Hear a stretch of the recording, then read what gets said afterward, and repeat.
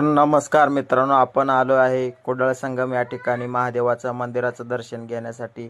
तर आपण बघू शकता माझा पूर्ण ब्लॉग।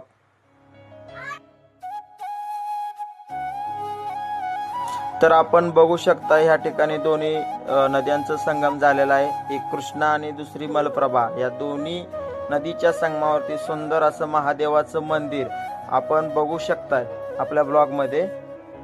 तर चला आपण दोन्ही नद्या बघितल्या, आता मंदिर बघूया।